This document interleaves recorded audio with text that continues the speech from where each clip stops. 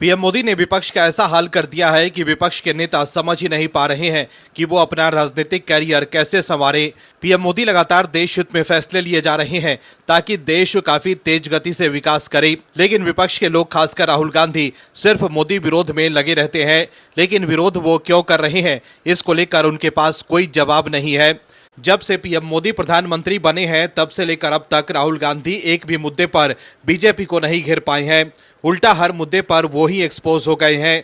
Rafale deal पर राहुल गांधी ने चौकीदार चोर है का नारा दिया था, लेकिन इस मुद्दे पर उन्हें सुप्रीम कोर्ट में माफी मांगनी पड़ गई। वहीं राहुल गांधी ने ये आरोप लगाए थे कि चीन ने भारत की जमीन हड़प ली है, लेकिन जब इस मुद्दे पर सुप्रीम कोर्ट ने सबूत मांगा तो राहुल गांधी ने यू टर्न लेते हुए कह दिया कि मीडिया में छपी खबर के आधार पर वो ये आरोप लगा रहे थे। फिर सुप्रीम कोर्ट ने उन्हें कड़ी फटकार लगा दी। सुप्रीम कोर्ट के जज ने ये तक कह दिया कि अगर आप सच्चे भारतीय होते तो ये नहीं कहते। वहीं अब कांग्रेस के लोग पार्टी आलाकमान पर सवाल उठा रहे हैं। लगातार मिल रही हार से तंग आकर कांग्रेस के नेता अब सोनिया गांधी को चिट्ठी लिखकर कांग्रेस की ओपन हार्ट सर्जरी की मांग कर रहे हैं।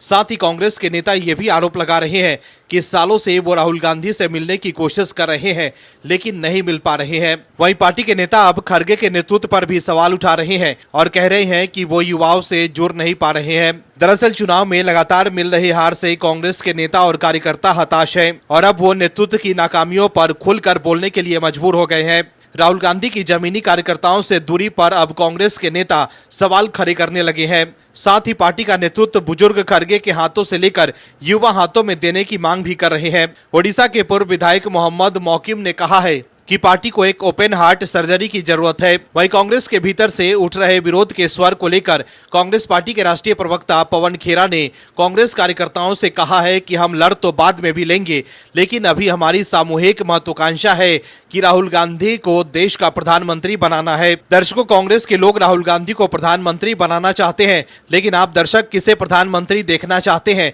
पीएम मोदी को या राहुल गांधी को? कमेंट में जरूर बताएं। अगर आप दर्शक पीएम मोदी के समर्थन में हैं तो कमेंट में पीएम मोदी जरूर लिखें, ताकि कांग्रेस को साफ संदेश जाए कि देश के लोग क्या चाहते हैं।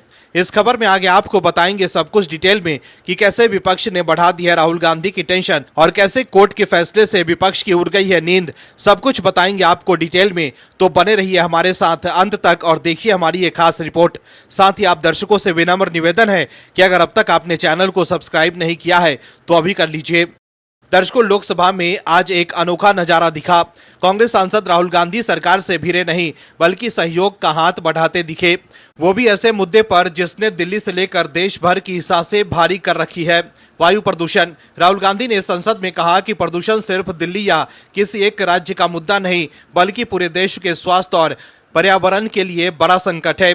उन्होंने कहा कि इस पर दलगत राजनीति छोड़कर सभी पार्टियों को साथ बैठना चाहिए और अगले 5-10 साल के लिए एक ठोस प्लान बनाना चाहिए। वहीं राहुल गांधी की इस अपील पर संसदीय कार्य मंत्री किरण रिजिजू ने भी सकारात्मक रुख दिखाते हुए कहा कि सरकार हर मुद्दे पर चर्चा को तैयार है और कब कैसे चर्चा हो इस पर फैसला बिजनेस एडवाइजरी कमेटी कर सकती है। वहीं गुजरात के अहमदाबाद में आयोजित एक खास कार्यक्रम में पाकिस्तान से आए कुल 195 हिंदू शरणार्थियों को भारत की नागरिकता प्रदान की गई।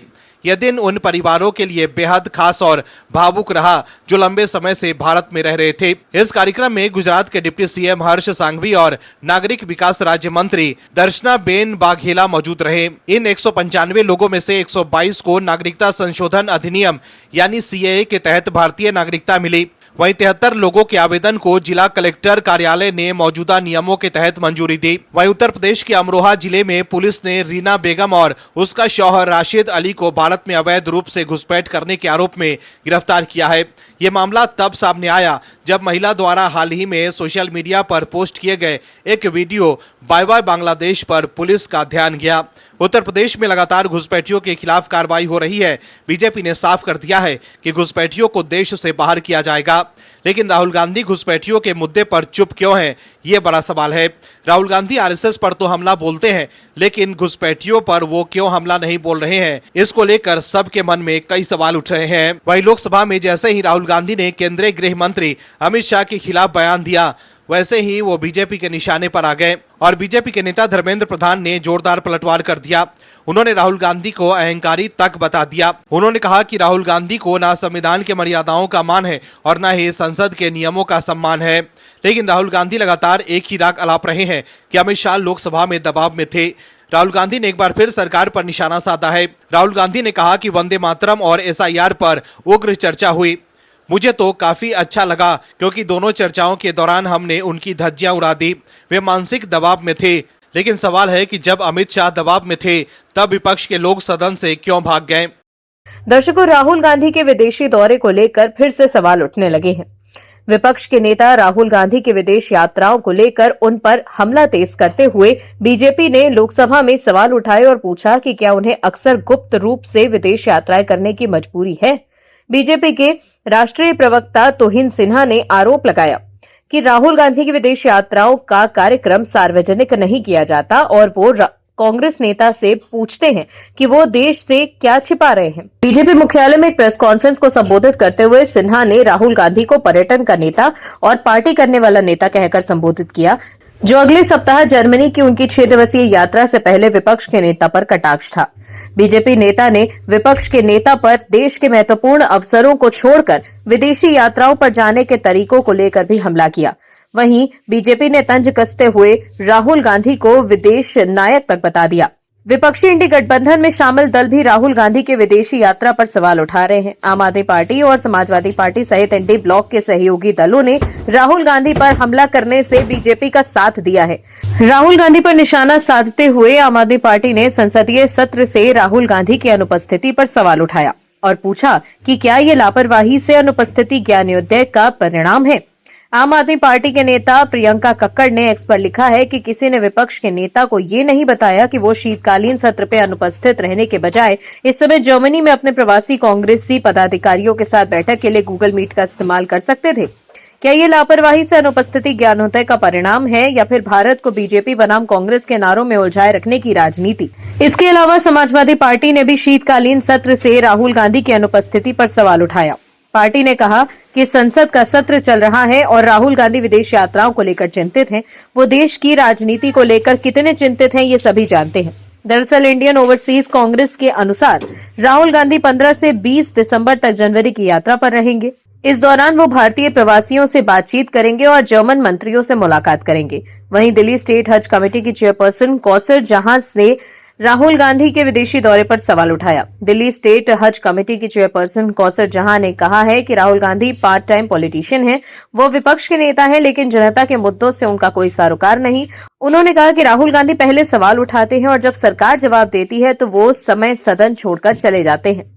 राहुल गांधी को गोपनीय विदेशी यात्राओं करने का बड़ा शौक है। इसके कांग्रेस के नेता और कार्यकर्ता भी परेशान हैं। वहीं चौतरफा घेरने के बाद कांग्रेस के नेता तिलमिला गए हैं और वो सोशल मीडिया पर राहुल गांधी के बचाव में पोस्ट कर पीएम मोदी की विदेश यात्रा पर सवाल उठा रहे हैं।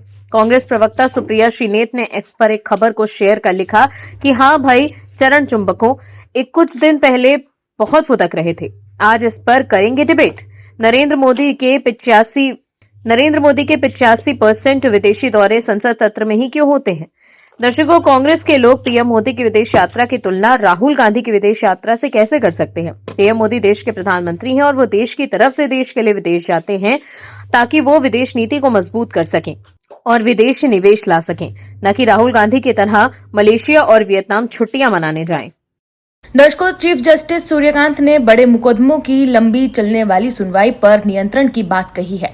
उन्होंने कहा कि मुकदमों की शुरुआत में वकीलों को अपनी जिरह की समय सीमा बतानी होगी। इसके साथ ही सुप्रीम कोर्ट ने कहा कि वो मतदाता सूची में सुधार को लेकर चल रहे विशेष सघन पुनरीक्षण यानी कि SIR पर नई याचिकाओं को स्वीकार करना बंद कर देगा। गुरुवार को चीफ जस्टिस सूर्यकांत ने कहा कि वो सुप्रीम कोर्ट रजिस्ट्री को SIR को लेकर कोई नई याचिका स्वीकार न करने का निर्देश देंगे। CJI ने कहा कि SIR की वैधानिकता पर सुनवाई चल रही है। इस बीच लगातार नई याचिकाएं दाखिल हो रही है। इनमें से कई लोग सिर्फ अपने प्रचार के लिए याचिका दाखिल कर रहे हैं। मतलब मतलब सीजीआई ने साफ कर दिया कि कुछ लोग सिर्फ पब्लिसिटी के लिए एसआईआर के खिलाफ सुप्रीम कोर्ट में याचिका दाखिल कर रहे हैं। वहीं चीफ जस्टिस सूर्यकांत ने कहा कि एसआईआर जैसे बड़े मामले पूरा दिन ले लेते हैं। इसके चलते न्याय की उम्मीद में कोर्ट पहुंचे आम याचिकाकर्ता इंतजार ही करते रह जाते हैं। इसलिए वो आज पहले उन याचिकाओं को सुनेंगे जिनमें थोड़ी देर की ही बहस होनी है। इसके बाद एसआईआर केस को सुना जाएगा। जस्टिस जॉयमाला बागची के साथ बैठे चीफ जस्टिस ने कहा कि जनवरी 2026 में ही अंतहीन सुनवाई की अनुमति नहीं दूंगा। वकीलों को सुनवाई से पहले अपनी जिरह की समय सीमा बतानी होगी और उसका पालन भी करना होगा। कोर्ट के समय का सम्मान और न्यायपूर्ण बंटवारा होना चाहिए। कई लोग हैं जो जमानत के लिए लड़ रहे हैं और या उन्हें अपनी किसी कार्रवाई पर रोक चाहिए होती है, वो पिछली सीट पर बैठे इंतजार ही करते रह जाते हैं। वहीं एक केस का उदाहरण देते हुए सीजीआई ने कहा कि हम सिर्फ बड़े बड़े मुकदमों को समय नहीं दे सकते। वहीं जस्टिस स्वामीनाथन के एक फैसले से भी विपक्ष तिलमिला गया है। दरअसल जस्टिस स्वामीनाथन ने मदुरै के एक मंदिर के पास स्थित प्रसिद्ध पहाड़ी पर परंपरागत दीप स्तंभ पर दीपक जलाने का आदेश दिया है।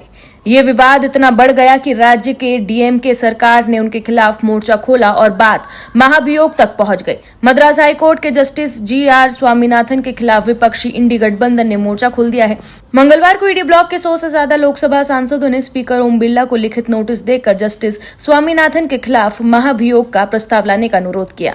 लाइव लॉ की रिपोर्ट के अनुसार विपक्षी सांसदों को नोटिस में जज की निष्पक्षता, पारदर्शिता और धर्मनिरपेक्ष व्यवहार को लेकर सवाल उठाए गए हैं। विपक्ष की यह भी शिकायत है कि जज का बर्ताव एक विशेष समुदाय के सीनियर एडवोकेट और एडवोकेट के प्रति पक्षपातपूर्ण रहा है। वहीं कांग्रेस सांसद विवेक तनखा का कहना है कि अगर 100 से ज्यादा सांसदों ने महाभियोग प्रस्ताव पर हस्ताक्षर किए तो जरूर कोई गंभीर मामला होगा, अन्यथा 100 से ज्यादा सांसद इसके लिए हस्ताक्षर न करते।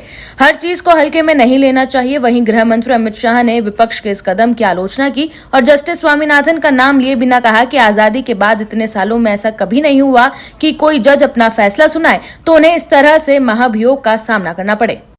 दर्शकों, कांग्रेस की चिंता अब पार्टी के बड़े नेता ही बढ़ा रहे हैं। कांग्रेस के नेता राहुल गांधी से संसद के मौजूदा सत्र में अपने सांसदों की एक बैठक रखी थी। बैठक में इस बात की समीक्षा होनी थी कि इस सत्र में कांग्रेस ने कैसा प्रदर्शन किया है। कांग्रेस के सांसदों की बैठक थी, मगर सबकी निगाहें एक नाम पर थी। सब ये देखने को आतुर थे कि बैठक में एक सांसद महोदय आते हैं या नहीं, मगर वो सांसद राहुल गांधी की इस बैठक में नहीं आए। इनका नाम है शशि थरूर, जो केरल के तिरुवनंतपुरम से सांसद हैं। ये पहला मौका नहीं है जब शशि थरूर कांग्रेस की बैठक में नहीं आए हों। कई और सांसद भी जब पार्टी की इस तरह की बैठकों में नहीं आ पाते तो वो बैठक से पहले ही पार्टी को नहीं आने का कारण बता देते हैं। थरूर भी हर बार बैठक में नहीं आने का कारण के बारे में पार्टी को सूचित कर देते हैं। अभी हाल ही में 3 बैठकों में थरूर गायब रहे। शशि थरूर बीते 3 हफ्तों में कांग्रेस की 3 अहम बैठकों से गैरहाजिर रहे। हालांकि तीनों ही बार उन्होंने पार्टी को पूर्व सूचना दे दी थी। कांग्रेस के लिए संकट का दौर खत्म होने का नाम नहीं ले रहा। बिहार चुनाव में करारी शिकस्त, फिर कर्नाटक में सत्तारूढ़ पार्टी के अंदर मचे घमासान के बीच अब ओडिशा में भी विवाद शुरू हो गया है। वहां पर भी पार्टी के अंदर असंतोष दिख रहा है। वहां पर भी राज्य के वरिष्ठ कांग्रेस नेता ने सोनिया गांधी को पत्र लिखकर पार्टी के प्रदेश अध्यक्ष के नेतृत्व पर सवाल उठाए। उन्होंने दावा किया कि पार्टी कार्यकर्ता भाई भतीजावाद और अंदरूनी लॉबिंग की वजह से निराश हैं। ओडिशा के वरिष्ठ कांग्रेस नेता मोहम्मद मोकिम ने सोनिया गांधी को पत्र लिखकर प्रदेश अध्यक्ष भक्त चरण सिंह के खिलाफ मोर्चा खोल दिया। भक्त चरण सिंह, जिन्हें इस साल फरवरी में ओडिशा प्रदेश कांग्रेस कमेटी का नया अध्यक्ष नियुक्त किया गया था, उन्होंने अपने ऊपर लगे आरोपों पर अब तक कोई भी जवाब नहीं दिया। कांग्रेस के हालात पर चिंता जताते हुए ओडिशा के सीनियर लीडर मोहम्मद मोकिम ने देश भर में लीडरशिप के संकट पर सवाल उठाए और पार्टी को फिर से खड़ा करने के गहरे स्ट्रक्चरल, ऑर्गेनाइजेशनल और आइडियोलॉजिकल बदलाव की मांग की। सीनियर लीडर सोनिया गांधी को लिखे एक कड़े लेटर में कटक बाराबती के पूर्व एमएलए मोकिम ने गलत लीडरशिप चॉइस, टॉप लीडरशिप्स और वर्कर्स के बीच दूरी और युवाओं से जुड़ने की चुनौती को कांग्रेस को नुकसान पहुंचाने वाले फैक्टर्स के तौर पर बताया। मोकिम ने कहा कि कई राज्यों में पार्टी की हालिया चुनावी हार गहरे ऑर्गेनाइजेशनल डिस्कनेक्ट को दिखाती है। कांग्रेस के पूर्व एमएलए मोकिम ने अपने लेटर में कांग्रेस लीडरशिप और भारतीय युवाओं के बीच गहरे और बढ़ते गैप का भी जिक्र किया। उन्होंने कहा कि 83 साल के मल्लिकार्जुन खड़गे की मौजूदा लीडरशिप में पार्टी युवाओं के साथ तालमेल नहीं बिठा पाई। लगभग 3 साल तक कांग्रेस लीडर राहुल गांधी से मिलने की अपनी नाकाम कोशिश का जिक्र करते हुए मोकिम ने कहा है कि पहले इंदिरा गांधी, राजीव गांधी और सोनिया गांधी के समय नेताओं को हिम्मत दी जाती थी, उनकी बात सुनी जाती थी और उन्हें अहमियत दी जाती थी। वहीं मोकिम ने फिर सुझाव दिया कि कांग्रेस लीडर और वायनाड से एमपी प्रियंका गांधी वाड्रा को सेंट्रल दिखाने वाली और एक्टिव लीडरशिप रोल निभाने चाहिए और सचिन पायलट, डीके शिव कुमार, रेवंत रेड्डी और शशि थरूर के लिए को लीडरशिप रोल की वकालत की और कहा कि युवाओं को इंस्पायर करने और मोबिलाइज करने के लिए उनके पास जरूरी क्रेडिबिलिटी, साथ ही एनर्जी और कनेक्शन है। दर्शकों, आपको बता दें कि इससे पहले कांग्रेस के वरिष्ठ नेता राशिद अल्वी ने भी आरोप लगाया था कि लाख कोशिशों के बाद भी वो राहुल गांधी से नहीं मिल पाते हैं। राशिद अल्वी ने यह भी मांग की थी कि प्रियंका गांधी वाड्रा को कांग्रेस की कमान सौंप देनी चाहिए। ऐसे में अब कांग्रेस के भीतर से प्रियंका गांधी वाड्रा को कमान सौंपने की आवाज उठने लगी है। इससे साफ है कि पार्टी के नेता राहुल गांधी की लगातार फेल हो रही सियासी लॉन्चिंग से तंग आ चुके हैं और अब राहुल गांधी की जगह प्रियंका गांधी वाड्रा को पार्टी की कमान सौंपने की मांग कर रहे हैं। Bureau report, OMH news. आप दर्शकों से विनम्र निवेदन है कि चैनल को सब्सक्राइब जरूर करें